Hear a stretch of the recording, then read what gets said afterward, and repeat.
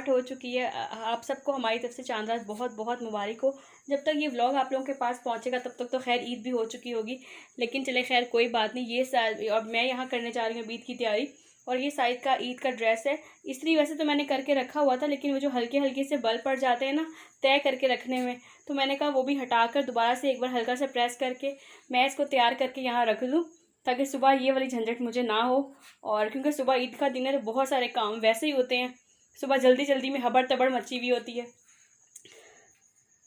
तो बस इसलिए भी मैंने अपनी चांद रात की तैयारी आज यहाँ से स्टार्ट की। सबसे पहले करते हैं साइड की तैयारी, और उसके बाद और भी बाकी की रूटीन आप लोगों के साथ शेयर करती हूँ।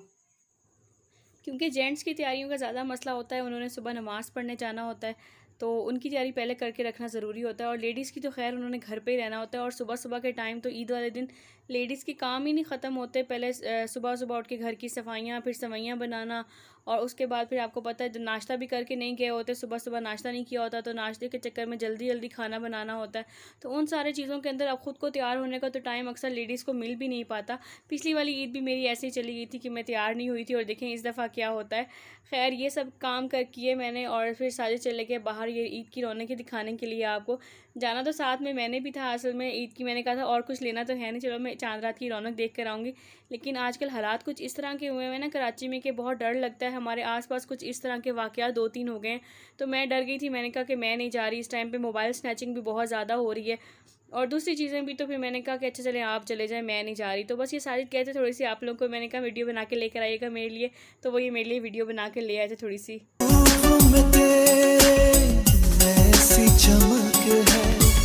देखे तुझे जो देखे ही जाए,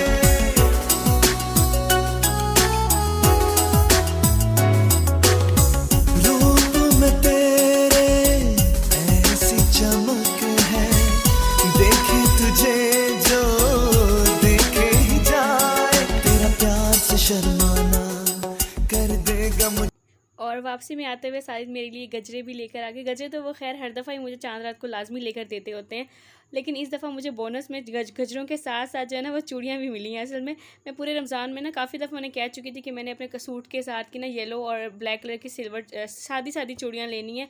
कितनी दफ़ा उन्होंने मुझे कहा भी कि चलो आओ ना ले आते हैं, तो लेकिन मैंने रोज़ों की वजह से, आपको पता है रोज़े की हालत में जाती नहीं हूँ, और जब कहीं भी नहीं निकली थी मैं। और शाम के टाइम भी नमाज़ों का टाइम इस तरह होता है ना, तो बिल्कुल टाइम ही नहीं मिल पा रहा था। तो मैंने कहा चले छोड़े कोई बात नहीं, पता नहीं मैं तैयार भी होना है या नहीं होना, तो रहने देते हैं। तो उनको याद था कहीं पर, तो उन्होंने फिर वहाँ चूड़ियाँ देखी तो वो मेरे लिए चूड़ियाँ भी लेकर आ गए। और चलो गजरों का तो मुझे थोड़ा थोड़ा आइडिया था कि शायद वो ले ही आएंगे, लेकिन चूड़ियों का मुझे बिल्कुल आइडिया नहीं था। तो ये मुझे सरप्राइज़ मिला, और मैं उन्हें दिखा रही थी कि देखिए आपने एक चूड़ियाँ बड़ी ले ली हैं और एक थोड़ी साइज़ में छोटी हैं, पर चले खैर है कोई बात नहीं, मैं मिक्स एंड मैच करके जो है ना वो इन्हें पहन लूँगी। मुझे बड़ी खुशी हुई कि इस दफ़ा मुझे सरप्राइज़ में जो है वो चूड़ियाँ भी मिल गई। और मैंने अपनी लाइफ में ना कभी भी चांद रात पे कोई भी शॉपिंग नहीं की। मुझे बिल्कुल नहीं अच्छा लगता चांद रात के ऊपर इतने रश के अंदर बाहर जाके शॉपिंग करना। होता है ना कुछ लोगों को वो अपनी कुछ चीज़ों की एंड तक छोड़ देते हैं कि चले हम चांद रात को जाके लेकर आएंगे, रौनक देखने भी जाते हैं। तो मुझे ऐसा कोई भी ख़ास शौक़ नहीं है। तो ये मेरी पहली शॉपिंग है जो चांद रात को हुई है। खैर की तो मैंने नहीं है, साजिद ने की है, लेकिन फिर भी हमारी शॉपिंग तो होगी ना। और किस किस को चांद रात पर बाहर निकलना पसंद है और शॉपिंग करना, घूमना फिरना पसंद है। मुझे तो खैर बिल्कुल अच्छा नहीं लगता। मुझे इतने ज़्यादा रश से घबराहट होने लग जाती है।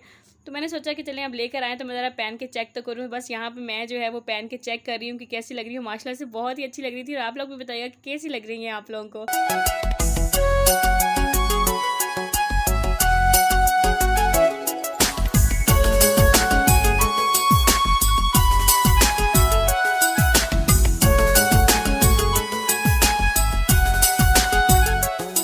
तेरा कंगना जब खनके, तेरी पायल जब बोले, तेरे सुंदर माथे की ये बिंदिया जब चमके, सब लोग कहें तेरी प्यारी अदा मेरा प्यार कहलाए। और यहाँ पे बस अब बारी आ गई है मेहंदी की। चांद रात का और मेहंदी का अपना एक अलग ही कॉम्बिनेशन है। चांद रात पे अगर मेहंदी ना लगाई जाए ना तो ऐसा लगता है कि चांद रात अधूरी अधूरी सी है। तो बस मैंने भी सोचा कि फॉर्मेलिटी पूरी कर ली जाए। हालांकि मुझे मेहंदी छहंदी लगानी बिल्कुल भी नहीं आती, बस ऐसी हल्की फुल्की में लगाने बैठ गई हूँ। और ये वो मेहंदी है जो भाई मुझे जो है वो ईद पर देकर गया था, तो वही लगा रही हूँ। बस मैं अभी बैठी हुई हल्की फुल्की जैसी भी मुझे आती है।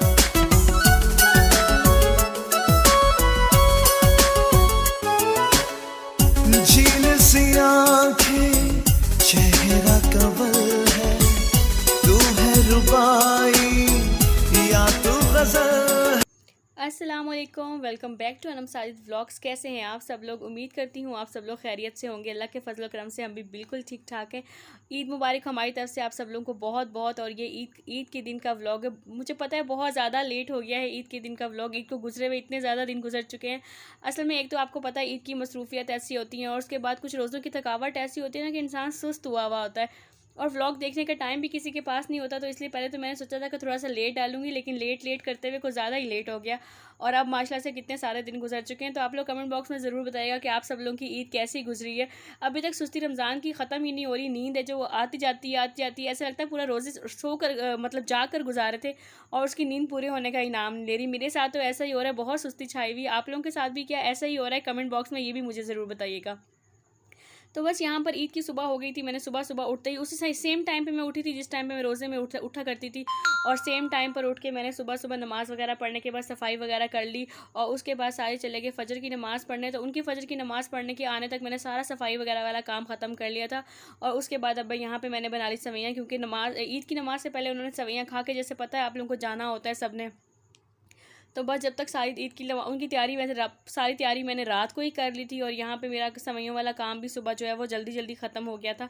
तो सारी बस अब माशाल्लाह से देखें तैयार हो गए हैं, बहुत ही अच्छे लग रहे हैं। आप लोग बताइएगा कैसे लग रहे हैं। तो यहाँ पे सवैयाँ खाने का टाइम आ गया और बहुत ही सिंपल तरीके से सवैयाँ बनाते हैं। हमारे यहाँ कोई शीर खोरमा वगैरह नहीं बनता, क्योंकि साहिद को भी बहुत ज़्यादा मीठा अच्छा नहीं लगता और मुझे भी बहुत ज़्यादा मीठा अच्छा नहीं लगता। और पास कोई इतने खास रिलेटिव्स भी नहीं है जिन्होंने आना जाना होता है। तो बस इसीलिए जो ना हम हल्की फुल्की सी बनाते हैं जो बस खा ली जाए आराम से। तो बस यहाँ सारी सवैयाँ खा के जो है वो नमाज़ के लिए बिल्कुल रेडी थी। अभी नमाज़ पढ़ने चले जाएंगे। और आप लोगों की ईद कैसी गुजरी है? सारा दिन कैसा गुजरा है? सोकर गुजरा है? काम करते करते गुजरा है? तैयार हुए थे या नहीं तैयार हुए थे? कमेंट बॉक्स में ज़रूर शेयर कीजिएगा। बस आज की नमाज़ पढ़ने जाने के बाद थोड़ी सी सवैयाँ मैंने भी खा ली, क्योंकि नाश्ता वगैरह किया हुआ नहीं था। और ये देखें मेरी मेहंदी का रंग माशाल्लाह से बहुत ही अच्छा आया है। और इस दफ़ा ना ये रेड वाली मेहंदी थी तो ये काली नहीं हुई, और इसकी मुझे बहुत खुशी है, क्योंकि जो मेहंदी काली हो जाती है ना वो अजीब सी लगने लग जाती है बाद में। तो बस जब सारी ईद की नमाज़ पढ़ने के पीछे से मैंने सारे खाने की तैयारी कर ली थी, क्योंकि सुबह नाश्ता किया हुआ होता नहीं है तो फिर भूख लग जाती है जल्दी। तो बस जैसे ही वो आए हैं तो मैंने उनके आने के बाद फ़ौरन से सालन तैयार कर लिया। कौरमा मैंने बना लिया था और मैंने उनसे पूछा कि आपने खाना खाना है या नहीं खाना अभी। तो उन्होंने कहा कि नहीं अभी थोड़ी देर तक खाते हैं। और साथ में मैंने यहाँ पर रखा है बीफ़ को बॉयल होने के लिए, क्योंकि मेरा इरादा था कि आज मैं कौरमे के साथ साथ बीफ़ पुलाव भी बनाऊँगी, ताकि एक ही दफ़ा खाना बन जाए और रात को भी आसानी हो जाए, शाम को बनाना ना पड़े। वरना ऐसा होता है ना कि सुबह एक टाइम खाना बना लो तो फिर शाम में दोबारा बनाना पड़ता है, तो पूरा टाइम किचन में गुजर जाता है। मुझे ये था कि बस मैं खाना बना लूँगी और खाना बनाने के बाद अब मैं सुकून से आराम से सोऊंगी, कोई मुझे नहीं उठाए, क्योंकि मेरा कोई इरादा नहीं था आज कहीं पे भी आने और जाने का।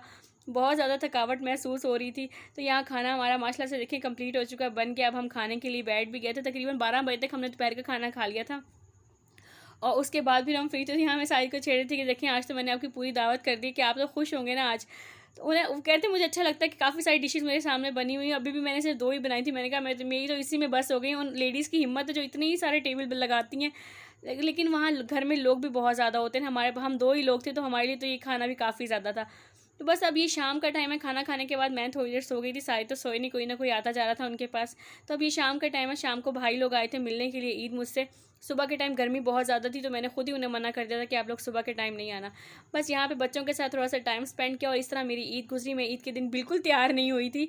और ये मेरा छोटू सा ईद का व्लॉग था जो बहुत लेट आप लोगों को मिलेगा। तो कैसा लगा है कमेंट बॉक्स में ज़रूर बताइएगा। इंशाल्लाह फिर मिलते हैं आप लोगों से। अल्लाह हाफिज़।